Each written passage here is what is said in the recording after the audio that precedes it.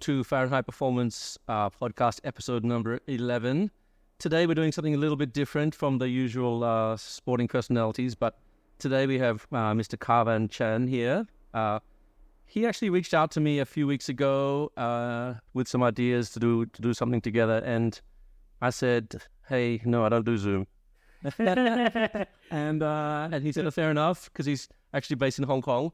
But then he reached out to me because he's in town. So what are you doing here today, and who are you? Yeah, so I'm in town for a leadership workshop. So I'm in here for a couple of days, and I say, hey, you know what, Martin? Let's try to do this in Singapore. Why not that? And you say, hey, why not? Let's have a crack at it. Yeah. So you're here for some sort of conference, and so you'll be here for a few days. Yeah. What's going on? Exactly. So coming here for 3 days, I come in 1 day earlier, so do my meetings, do the podcast, and then share a little bit about what I learned and see in the people in endurance sports as well, especially as we age. Okay. So what's a little bit about your background and what do you do and who? Yeah. So my background is more in the functional health space. So when I say functional health, functional nutrition counselor. Okay. So a lot of my work is grounded on the nutrition and physiological element of our body. So when you say functional, it's more of a holistic approach to everything, right? Correct.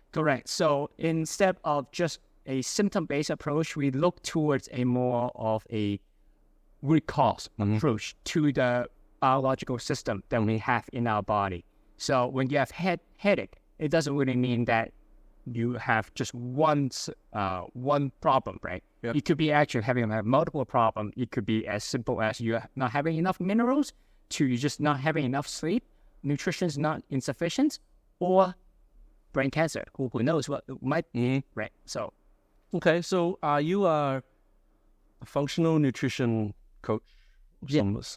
You specialize in recovery, you specialize in sleep, breathing, and nutrition, correct? Yeah, I would say more like a lifestyle modification. So from our perspective, we look at health in 5 elements. Of course, food, sleep, exercise, stress management, and most important, self. More a relationship, but I felt like that relationship, is with other people and also with yourself. Yeah. Okay. So that's really the 5 elements that I talk about. Okay. And sleep and stress. Yep. Pretty much is the same thing sometimes. Okay. So I guess my podcast has sort of been geared towards endurance athletes and endurance sports. So I guess that's the direction we'll take in with this. Absolutely. Those 5 elements, right? Absolutely. As a matter of fact, that's actually kind of how I started my journey anyway. So when I was in Silicon Valley, when I was just racing. Yeah. So my last guest, Claire Jedrick, said that he uses LinkedIn for all our communications. So I looked you up on LinkedIn. I turned a new leaf, and I found out that you were living in Silicon Valley at the same time I was living in Silicon Valley. Yeah, I was there from 2004 to 2012, and you were there from 2005 to 2011, right? Yep, correct. So you had been racing bikes. I would have seen you on the bike on the race course, right? Actually, I was a very late bloomer in the triathlon space or the riding space. To be honest, I was more involved in running and ultramarathon at that time. Okay. And before I turned 30, I said, let's just try to do something different. Then that's when I picked up triathlon. So what were you doing in Silicon Valley? I was working as a product engineer. Okay. So R&D, product engineer, that's my gig at that time. Different from what you're doing now. Very different. That was my first career, and I'm on the 4th career right now. Okay. Yeah, so it's quite different. Okay. So who are the typical clients, and what would you normally be advising them on? Right. Most of my clients, they tend to be a more senior level persons. I would say 30 to 40s. Okay. And out, actually. And a lot of so the typical triathlete. Typical triathletes 35 to 55, right? Sorry, expensive sport. Yeah. I mean, you get a bike, and then, of course, you got to get the running gears. And then on top of that, you got to go swimming. Yeah.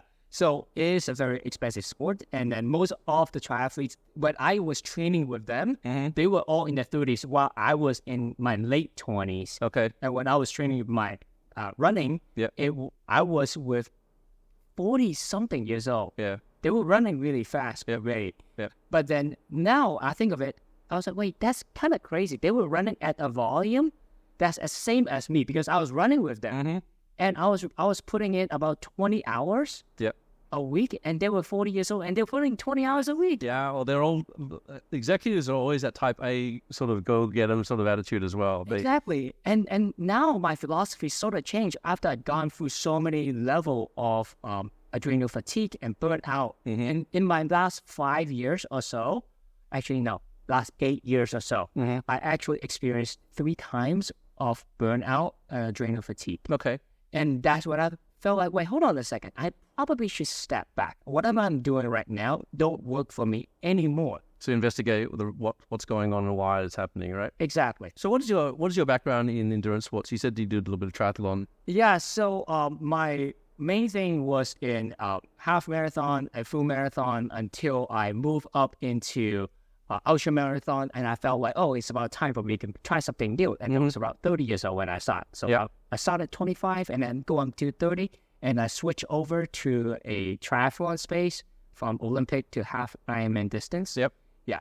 So you did Bintan in 2019, right? Yes, that was before my 40 years old celebrations. Seriously. That was the last time that was actually held there. They haven't done it ever since because of COVID, and then I think it was like the venue closed down, and then it's just sort of hard to start it back up again. It just has never come back. Yeah, I bet it is tough because I thought it was a really interesting race. Very hard though. Yeah, that's probably the hardest race since I raced the one in Hawaii. Okay. The one in Hawaii, the half, not the full. Yep. Yeah, not the ultra one. Is it hard because it was hilly or hard because it was hot? It's hard. Yeah. By the time I start my run, it was at 12 o'clock. I was like, oh my God, I'm going to have 2 hours of this. Well, Bintan and Batam in Indonesia, it's always either stinking hot or pouring with rain, right? So, or both, right? Well, you know what? I would much rather do hot than actually raining. Because when it starts raining, I'm going to start getting blisters. Yeah. And that will be the worst. Or the nipple area for guys. So big pain, right? So, you specialize in sleep and performance. Yeah. Correct, right? Yeah. So what does that mean? You specialize in sleep. You're training people how their sleep habits, or what is it? In a sense, I actually talk a lot about sleep effectively and sleep efficiently. In some ways, really talking about recovery. Okay. That's really what I focus. So what's sleep effectively then? So it's kind of hard for Asian people to want to sleep. Okay. Like that's literally what I find. In the Western world, a lot of people start talking about 7 to 9 hours, right? In Asia, you'll be surprised that most people do not want to sleep 7 hours, 6 hours, and 6.5 hours on average in Hong Kong. Yep. In maybe Singapore, it's slightly better. I think it's about the same. What's that? Go to sleep at about 11 and wake up about 6, right? Yeah, it usually is about that. That will be about 7. I'm not sure. So just talk about cyclists and triathletes, right? Yeah. In Singapore, it's hot, bad traffic, and so when cyclists and triathletes, if they're going to go for a ride, they go out early. Yeah. And they get out. They're on the road by 5. They're done by 8. Then they can go to work, or the weekends they go do a longer ride. So just by virtue of the fact that you're on the road, you're waking up at 4:30. Yeah. How would you tell someone like that to have a better sleep? So that conversation becomes sleeping more effectively and efficiently, and how to squeeze the amount of time that you need in there. Instead of getting your normal 8 hours, you're probably going to end up getting 7 because that's just the reality. Okay. And how are we going to increase that deep and REM sleep during that time and minimize your wake time? And that we talk about it through a variety of variables. So what would be some examples of how to increase your sleep effectiveness? Right. So it will be a conversation on what the lifestyle modification now. And you talk about like the way how to eat your food, what time you're eating your food. Or are you going to actually do anything before you go to sleep to help you to get into that sleep state a little easier? Let's say you want to go to sleep at 10 o'clock, at 10:30. So let's just say Joe Triathlete, he is CFO of a company, so he's quite stressed. He tries to do 15 hours a week of triathlon training, and he goes to bed at 11, right? Yeah. And then he wants to wake up at 4:30 so he can be on the road by 5 to get his workout done by 8. So what would you tell him? Would you what would you tell him in the lead up to that 11 o'clock sleep time, right? Right. So basically, after 9 o'clock, well, I would say you started from the dinner time at that point. Dinner time, that person need to be eating at around 7 o'clock, 6 o'clock, 7 o'clock. After that, no food. So basically, that would give you 4 hours of empty stomach. That's the first thing. Second thing, before you go to sleep, I would say 1 hour to 2 hours before, dim your lights. That's a lifestyle modification. And then you go meditation, journaling, 30 minutes to 45 minutes. Get your eyes tired and... Yeah, basically, you need to have a brain dump because it's a very stressed out person. Now, this is usually a tough conversation for someone that's a type A, which you're referring to right now because it's pretty much, yeah. CFO, right? My typical client for triathlon is 35 to 55 years old. There's some sort of type A. They're a CEO, CFO, accountant, or IT manager, or something like that. Right. I get very few art directors who are triathletes, but they're very compartmentalized on how they structure their days. Right. When they're at work, they're at work. When they're at home, they're at home. With the kids, they're with the kids. So, which is great because if they can do that, they can be present most of the time. And the hard part is the one that they try to be present, but they can't. They're still thinking about spending time with the kids, and they're thinking about work. And at the work, they're thinking about something else, maybe training. Yep. That is a tougher part. Like what you're talking about right there, very good person to have because they know what they want to get, and they know they want results. That is an easier conversation to have. Don't you want to have results? If you want to improve that results that you're trying to get into a certain slot, if you want to swim, if you want to get it under 45 minutes on the half Ironman or something like that, okay, great. Then how are you swimming? Are you swimming effectively? Are you doing your HIIT type of swimming? Are you actually lapping? What are you doing? Are you intervaling? So that need to be very clearly communicated to that person, and then that can shrink down the training hours potentially from 20 plus hours down into like a 15-hour range. That will save that 5 hours. So what's your opinion for sleep, for temperature, and like I hear a lot of things like weighted blankets nowadays. I actually use all of them. I use all of them. I would say temperature. Well, everyone's body is slightly different. I would suggest you do your own optimizations. I would, however, prioritize temperature being a very important one. So also means that if you go to sleep at 11 o'clock, stop eating at 7 o'clock, don't be going to work out at 8 o'clock.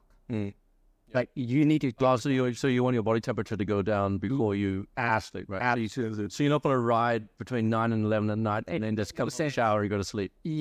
Practically, if you can do meditation for an hour, amazing. But usually the type A, they will be surprised. Meditation. Yeah, exactly. Can you even do like a 15 minutes, not think about anything? That would be a very good start of a conversation. Or guided visualization would be an amazing start for them.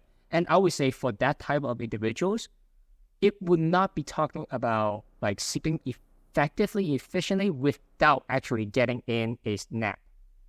That 15-minute nap or like a 15-minute non-sleep deep rest type conversation or guided visualizations is more specifically useful for that type of person because he's very limited in time. He needs to perform 100% whatever he got when he's at the office. So that's really what I want to get back. Okay. So then you specialize in sleep and performance. So the performance would be things like what you're talking about, meditation and sort of visualizing. That will be the lifestyle modification angle. And that's another side, which is the hormonal and neurotransmitter angle. Okay. So how are you going to get into the focus state? What are you doing when you're in the office? Are you going to allow people to interrupt you and disrupt you?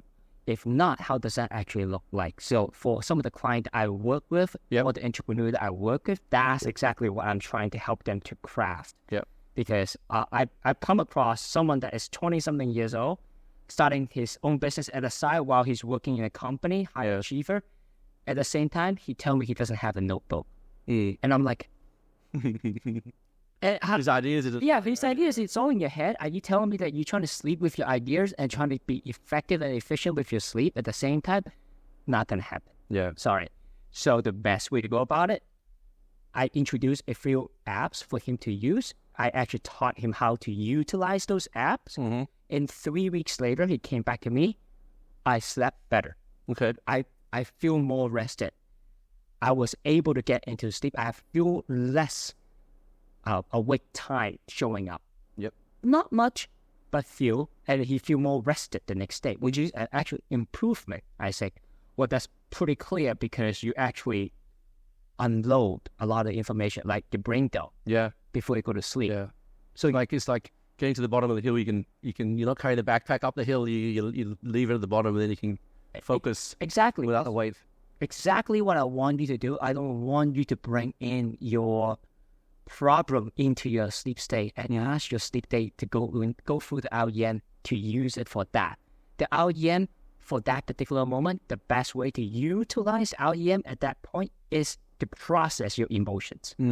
Okay. Type A, we know we don't process our emotion very well. Not emotions. What are you talking about, right? Unfortunately, emotion also comes from your hormone. Unless that we are dead, well, I would say for most men, we have a flat line anyway. But we still have hormones. Yes. Testosterone and 34 years old. We actually come across clients 30, 40 years old, but the testosterone level, the other way around. It's 20-something years old guy walked in with a 40-something years old testosterone. That person just aged much faster than he is supposed to be. Okay. 2 more questions about sleep before we move on. Yes. What's your opinion on magnesium for sleep? Everyone, all the triathletes are all talking about having triple magnesium. Magnesium, what's it? Glycinate. Glycinate before sleep. Good, bad, or on the fence? I definitely say it's good. How fast and how early to have it. And what's it doing? What is it doing to make it good? Why? Okay, so magnesium is much needed for our body anyway. It has over hundreds of functions that require its presence, from building muscles to building neurons, activities, and building the kind of bridge for them to jump through for the neurons. So it's very important for us, including the cardiovascular development as well. And for repairing muscles as well, right? Absolutely. So from that perspective, we need it. But type A, stress, we leak out a lot of it. Okay. We excrete a lot of it. So the best way to have more of it in our system is to intake it a little bit more. My go-to right now is actually 3 magnesium glycinate, 120 milligram each, so it's 360, which is sounded like a lot. It sounded like a lot. Well, with stress. With chemistry, you don't know is a milligram a lot or not a lot, right? A typical meal should be about having 400 from your food, 400 milligrams of food. Okay, so now, of course, again, everyone's body is slightly different. And if you are stressed, you potentially even need more of it because you excrete a lot more. So in that perspective, that would be just right for me. Yep. Right. So for other people, you might need to try your own. And I would always recommend magnesium. So do you recommend it taking it as a supplement, or do you recommend it, like, let's just say one vegetable has got a lot of it, would you? Always get it from veggie first. Okay. Always get it from veggie first. I just do not believe that we can get that amount purely from food. A pile of... You're going to have, like, how many kilograms of the veggie in order to get 400 milligrams worth of magnesium? Or usable magnesium, at least. Right? Yeah, that's really my conversation. If you're a vegetarian and all you eat are veggies without carbs, great, go for it. Or organic food. I understand some organic food actually have a little bit better qualities of magnesium, but for sure, magnesium is one of them. And then for a lot of lately, I've been experimenting with Quinton water. I've seen a lot of good effect from Quinton water. When I drink Quinton water, I notice... What is Quinton water? Quinton water is like the ocean. It's ocean water. Okay. From certain region up north of France, northwest of France. Then how do they take the salt out? They do a lot of filtering. Okay. They don't process all the water, the salt out. But the Quinton water, what they say from all the studies and research saying that it's 78 different type of minerals already in that type of water. And actually it's being used in medicines in France in very early days already. So that was kind of interesting from my perspective, and didn't get that. So then my last thing about sleep is recovery. How important is, of all the recovery methods, right? You got boots, you got, massage, you have sleep, you got what all the different methods of recovery, guys, going in the water. Sleep, number one, do you think? Absolutely. Yeah. That's no doubt in my mind. Absolute sleep is number one, not just because your muscle need it, but your brain, your emotions, all need it. And also a place where you process most of your memory, allow you to come up with new creative ideas. This is all important for our work, not just for our training sport. Some sort of reset, every daily reset, right? Yeah, and most important part is actually to clean out, to detox our brain. So from my perspective, that is irreplaceable. Like you can't just do a massage, it's done. So you would prioritize sleep over everything else? Yeah, I would say if from the 5 elements I talked about, stress management and sleep are the first 2 things I focus on. The 2 most important. 2 most important. Okay. Let's talk about a little bit about, you touched on it a little bit before about overtraining, right? Yeah. You sort of specialize in overtraining and what it is and how to avoid it and how to find the symptoms of it. So run through with me what is a typical overtraining and how you can, because a lot of times you hear stories about people overtrain. Like Marianne Vos is she was world champion cyclocross, she was world champion in road, and then she suddenly said, I've got overtraining, and then she didn't see her for 6 months, and then she came back like 6 months later. And it's like, what is that? How come someone at such a high level can't even see the symptoms? Or is it just the personality, or people just look past it and think it won't affect them? Well, I would say most endurance athletes are type A. Yep. We're really good at hiding, and we're really good at actually testing that pain threshold. Yeah. And that's what we're good at, right? In that sense, we're chasing after that. So, but once you cross that line, there's no stop sign and no manual. Yeah. So how do you know where the line is, right? So I think that's when I say you paying attention to your body is very important. And I didn't know about that until I crossed that journey myself. Is that I got burned out. I start forgetting things. Okay. That's one thing that you start realizing, that you're making mistake all the time. People will start calling you out that you are actually not social. You start liking other extracurriculum like drinking in the late hours and things like that. You're looking for escapism. That becomes like because when you think, like, if you just think of overtraining, the first thing that pops to mind is that you're exhausted from doing too much training. Yeah. The name says overtraining, right? Is that actually what's happening? Is it like we're so fatigued from training so much, but we think, suck it up, this is making me stronger, and you keep pushing through it, you suck it up again, and you keep pushing, and then suddenly you've fallen off the cliff, right? Is that what's going on? It literally, that's how it felt like. That's exactly how it felt like. In the very, I wouldn't say the very beginning, but like at one point you're gonna start feeling like, I'm getting a little tired, but I'm not recovering. Or you're physically recovered, but you feel like you don't have the extra juice to create that PR again. Yeah. So typically, like, if you normally go for a 6-hour, well, let's say 4-hour ride, and then it takes you 18 hours to recover from it. It's like 24 hours. Yeah, 24 hours to recover from it. But for overtraining, it would take more than 24 hours to... Physically, yes, you feel like you're ready to go in 2 days later. Okay. But your hormones might not feel the same way. Okay. Yeah, but the hormone is actually what is giving you the extra energy. Really think about, like, okay, where is that sense of, I need to go, the cortisol, where is it kicking in? They actually stimulate your liver so you can actually create more energy, really what it is. So you're saying that your mental focus on the training isn't there because your body isn't producing the right... It's not giving you. It's just not giving you. The right chemicals. Exactly. The biochemical is not supporting your body. It doesn't really matter where you are. You dig deep enough, you still have to use the resources. You don't have the natural resources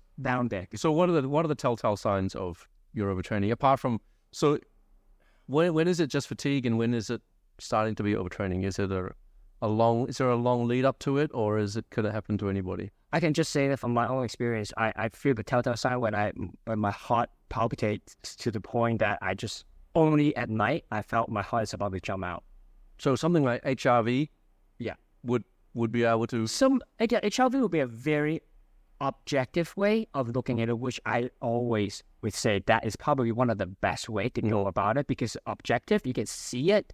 You can start seeing after 2 days later, your HRV is still relatively low. So HRV being the heart rate variability. Yeah. So if you're well-trained, your heart will react very fast to things, right? So a well-trained athlete has quite a high HRV, right? Yeah. And someone who is quite sedentary has a low HRV because the things that you do doesn't affect the heart as fast, right? Or so it will be more like if you're stressed, you're not adapt to that stress, that your body is telling you that you're not adapt by showing as a very low HRV. There's a low variable between each peak of your beat. Okay. Yeah. So then you're overtrained, then you just feel in the dumps, and then the HRV showing up as like, oh, you're in the 20s again. You're 20s again. You typically at like 60, 80, 90, whatever the level may be. A lot of triathletes will be in the hundreds. Yeah. So then what, can you go to the doctor to get this diagnosed? Like, who says you're overtraining? Like, is he a coach? Is he a doctor? Well, I would cardio specialist? That's when I say a conventional doctor may or might not even believe in that. It's called adrenal fatigue. Yeah. That if you type in adrenal fatigue, I'm sure you can find many articles about it. Okay. A lot of the conventional medicines might not actually talk about that so much. And they just say, oh, you drink too much, step aside, that's that. Yep. This is where nutritional components comes in. Mm-hmm. Okay, step aside, that's correct. But what else are you going to do along with that? Recovery is important. But what is recovery? Yep. Movement, important. You need that. Vitamin D, you're probably low on that. Please take more of that. So then you worked out that you're overtraining. You're overtrained. Is that? I guess that's what it's called. So then what do? Do you just dial back your training? Do you take walks in the park? What's? If it get to the point that you are really low and you can't drive, you can't really run anymore. Mm-hmm. You feel like that response. You feel the anxiety and even panic attack. Okay. The clients actually experience panic attack. Then you're gonna step back. And when I say step back, you're probably going to go for 2 to 4 weeks without cardio work. So that's like a really big hole, right? Because you're gonna lose all your. But that's exactly what you're saying. That when someone come out and say 6 months, that person's completely vanished. Yeah. So but that's like a spiral, right? Because these people don't want to lose fitness, then they're gonna keep training, and they're not gonna believe they're overtraining, and then it's gonna get worse and worse. It will be, and that's when the hormonal get suffered, and that actually just piled on. So if you step back, you can come back in a little easier by supplementing with different type of minerals, and also some people might use other therapy, but I would prefer to go a little bit more natural route. Just use food, supplement, recovery, sleep, and eating better, and regulate that stress a bit better. Okay, so you're overtrained. You worked out that you're overtrained. So you take a step back. You take a month off. You don't do anything. You go walk your dog. That's it. How do you know when you can start coming back? Well, so that's why 2 to 4 weeks, just easy work. Mm-hmm. Yoga, walk in the park, stability exercise. Stability exercise is okay because you're not going to do a whole lot of cardio with the stability work. Yeah. Right. And then after that, you can start moving into the next 2 to 4 weeks, and you're going to get some light movements like probably light jog. Okay. Yeah. Start. So the stuff that you typically think of as a recovery run or a recovery ride or anything like that. Yeah. Nothing that push your limits, but you still going to you probably going to still use a lot of supplements in that perspective. You're going to look for something that is adrenal fatigue. You're going to go with the protocol with adrenal fatigue. Yes. Support. So then, does your body naturally feel, okay, now it's getting traction. I'm on the way up. and then you can just put the burners on, and then you can go back into training, or how? You probably need like 2 to 3 months. Yep. To feel that level again. Mm-hmm. Yeah. To get a full swing of normal training. Yeah, right? full swing of normal training, and then from there you're probably gonna have like we talk about the first phase, second phase, and then now the third phase. The third phase is actually when you're gonna start pushing HIIT in a little bit more. Yep. Not to keep your volume as it used to be, which is like. So you're saying you talk about intensity, right?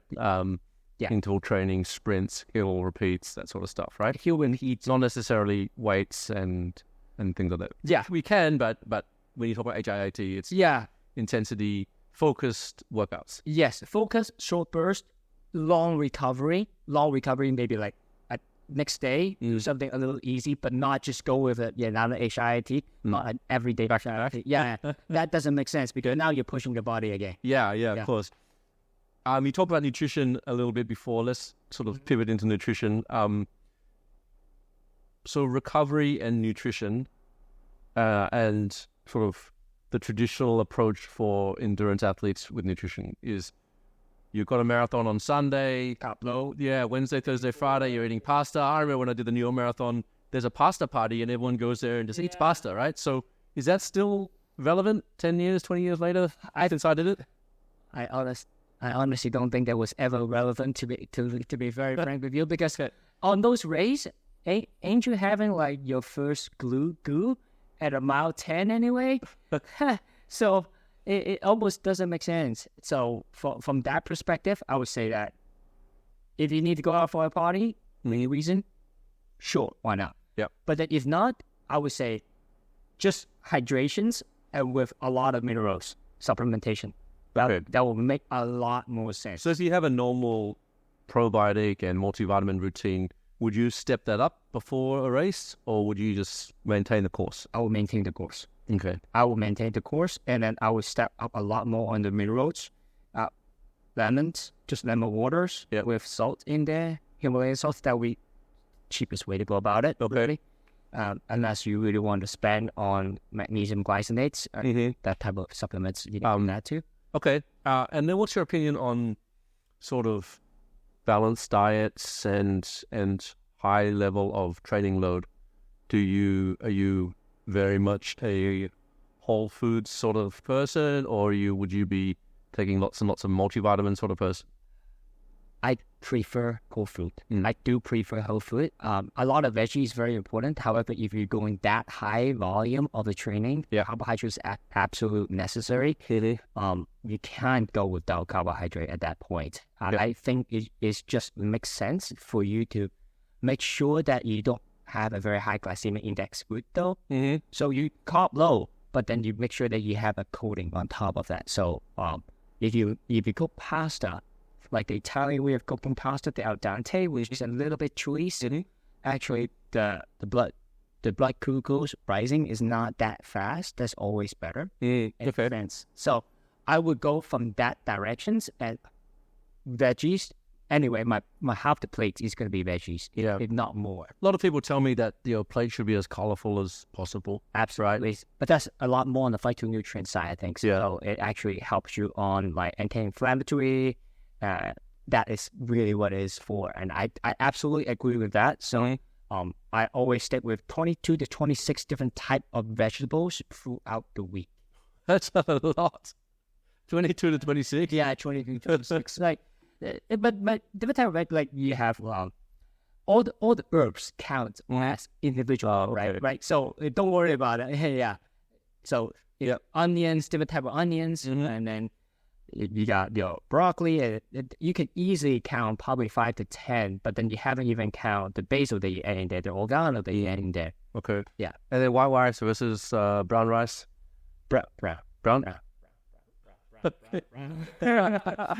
So this is actually one thing that I started doing too. Probably bad for some of the people who, if you're very gung ho, but I would say that I always add a little bit of oil. Okay. To my food. Okay. And I tend to add olive oil. Yeah. Fats and oils were for so many years like demonized, and then sugar was like yay for sugar and don't have oil. But now it's sort of the opposite way, right? Yeah. I guess that's kind of what happened to all science, right? Yep. Because you will find at one point that one side just have a lot more study, and everyone is demonized sugar right now. And then even stevia and the healthy sugar are being demonized as well. So I'm not taking side.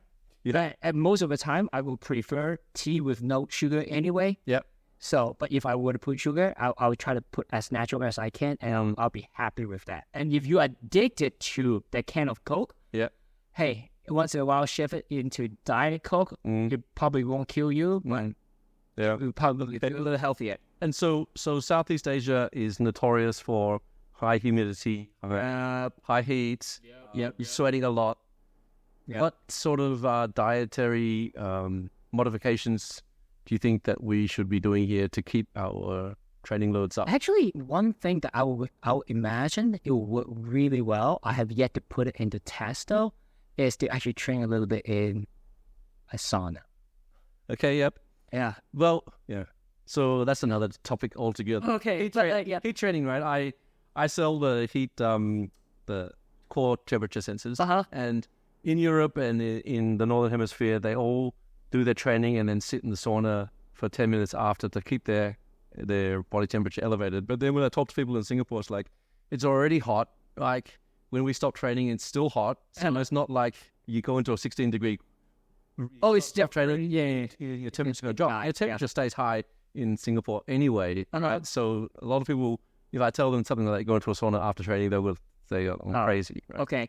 All right. Well, if you go from a nutrition route, definitely veggie. I kind of beat the dead horse already. Yep. So it will be kind of interesting to have people to start having some pickle juice. Okay. Pickle juice apparently helps out on the cramping quite. Yeah. They have it at aid stations, right? Oh, I didn't know that. Yeah, they do. They have it at in America, especially because Americans love pickles. Oh. So they have pickle juice at aid stations in America because that is only like cramping. A lot of benefits. And even cramp fix, the gel. I remember I had that once in Bintan, and it just tasted like pickle juice. Oh, yeah, it did. That's awesome. Yeah. So just modifications. Do you think we need higher salt levels to counteract the sweat? I will use salt tablets a little bit more frequently. Okay, in here. There's no doubt about that. And just try not to drink too much water in the race as well. Not too much water. Just slot it in your stomach. Okay. In some way. And then on the lead in let's just say so PTO races in Singapore in May 12th, right? So now we've got 6 weeks before the race or something like that, right? So leading up to a big race like that for people here, would you just say just eat healthily in general, or would you say ramp up your sort of healthy food right? strategy? I would say just ramp up the minerals. Okay. Ramp up the minerals because you're gonna end up training a little bit more anyway in the moment right now, and then you're probably gonna have a lot more stress. Yeah. Physiological stress. Yeah. And anxiety for the race and just and that means that you don't retain as much minerals at that point. So I think from that perspective, ramp up from there. Yep. Yeah. Okay. And rest. Yeah. So rest. So now the race is over. Not even the race is over. Let's just say it's the week before. The race is on Sunday morning, and your last hard training session is on Tuesday, for example, right? What would you suggest for recovery so you're optimally ready for that race on Sunday? So you go 4 days. So let's just say you go for a hard 15K run on the Tuesday night, for example, and then you got the race. Your A race is on Sunday. Are you saying just sleep more or go to massage? What would you massage? Yeah, sure. Massage. The movements. You keep your typical normal run, but don't go anything more than a 10K at that point. I know, there's no need. Your cardio is ready. If there's anything, you can put in one HIIT in there. That's pretty much all you need to do. Just keep up with that. So you say keep moving, but don't stop completely. Don't stop. I think really important is actually stretching and yoga at that point. Keep your body flexible. Keep it at a high moving. And I think that's pretty much and try to keep it fresh. as fresh as possible. Okay.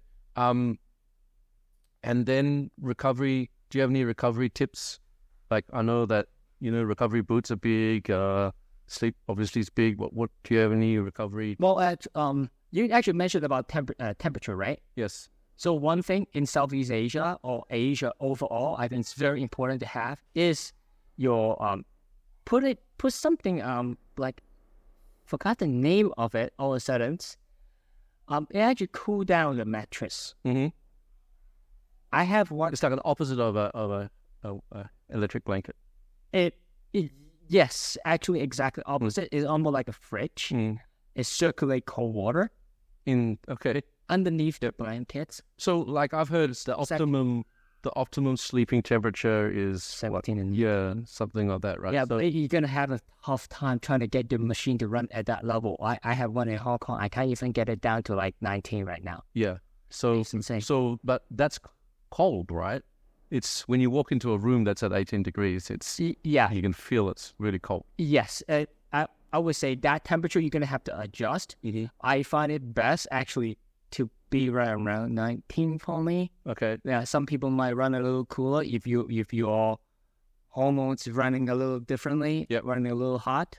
But if you actually go lower in temperature wise, you might actually fail your HRV. I would say do a correlation study between that and HRV. Okay. So if you're in a traditional environment where there's a winter, you can get down to those temperatures, but in Asia, so that's why I'm saying 19 was pretty much in the summer. That's pretty much how I can get to. Okay. Yeah. And if that, along with your HRV training on meditation and breath work, and I haven't talked much on breath work, so that's actually quite important. Mm-hmm. Why don't you talk about a little bit about breath work? Okay. Yeah, sure. Yeah. So on breath work, I typically will use like oxygen advantage style breath work a little bit more. So when I was running, so I was just training for the half marathon, the one that I didn't finish, right? But during my training, I found like when I took 2 short breaths and a 1 long exhale, I did much better in my running than one. So if I did this, instead of, it was I could do my workouts way better if I breathe like that. That's the breathful work you're trying? You know, that's kind of interesting. That's exactly how I did it back then. I didn't realize it has a name now. It does? Now it's called physiological sigh. Okay. It made popular by Andrew Huberman. Okay. Professor Huberman, Stanford. So it's a real thing. It's a real thing. Okay. Because it does a double inhale, 1 exhale. What it does is actually open up your air sac that is being collapsed. So the first inhale, sort of the lungs get, okay, we're ready, and then the second inhale will just fill it up. Exactly. You fill up the air sac that was collapsed before. It was sticky and they didn't open up. And the second inhale open up the air sac. Okay. The collapsed air sac. Which is more effective than one big, long breath. Exactly. And also, when you exhale, you probably exhale a little longer. Mm-hmm. So that actually stimulate the parasympathetic system. Okay. So it actually make you feel like a little bit more relaxed. So you don't actually feel like you need that much cortisol. You're trying to communicate, subconsciously communicate to your body that it's okay. We're not being chased by a tiger. So you can actually slow down a little bit. Yeah. Keep giving me the cortisol, but you don't have to give me that much cortisol. I need you a little later. Yeah. So in a sense, it's a bit like that. So breath work. But you can do breath work to regulate yourself at the end of the day as well. Yes, that's what I'm saying. Like you talk about doing the race. I talk about at the end of the day. Okay. At the end of the day or throughout the day, I actually will instruct my clients to actually do the breath work every 2 to 3 hours. So throughout the day. So it's a conscious effort to regulate your breathing for a certain amount of time. Yeah. So it's like working out your breath. Exactly. It's about 2 to 3 minutes. Actually, 18 breath. I would say 3 minutes. Mm-hmm. So 6 breath total each minute, and always 4 seconds in, 6 seconds out. Try to go as light as possible. So what is it doing? Is that lowering your heart rate? What is it? It actually lower up your heart rate and also allow you to train your lung. Okay. Tolerate the carbon dioxide a bit more because you actually accumulate more carbon dioxide. You don't breathe very hot, you don't breathe out very hot either. So you keep a lot of the carbon dioxide in your body. You're telling your body, get used to it. This is... So it's okay to have this carbon dioxide in the body. Exactly. It's you're sort of training your body to be in a deficit of... Yes. It's okay. You don't need to breathe out that much carbon dioxide. What we don't need, when we breathe, usually we breathe out carbon dioxide, and that is a signal. Is that, I can't breathe. It's not you can't breathe. You still have oxygen. There's still plenty of oxygen. Yes, exactly. Now you're training differently. You're training your body. Get used to this carbon dioxide because on the race day, I need it. Yeah.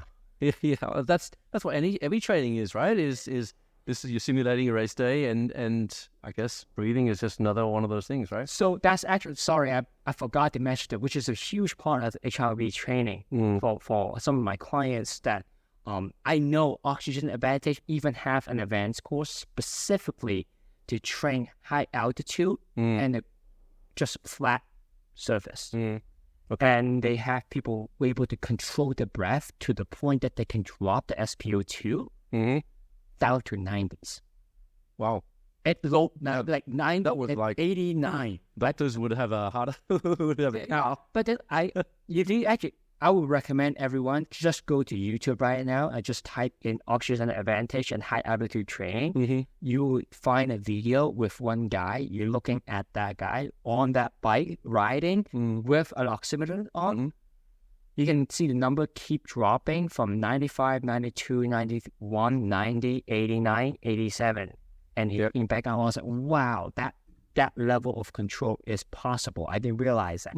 Not saying that everyone need to go there, but it's possible. So it's definitely trainable. It's definitely trainable, and also it will help you on a race situation when you are at oxygen deficit because you're pumping so hard, right? You're pushing it.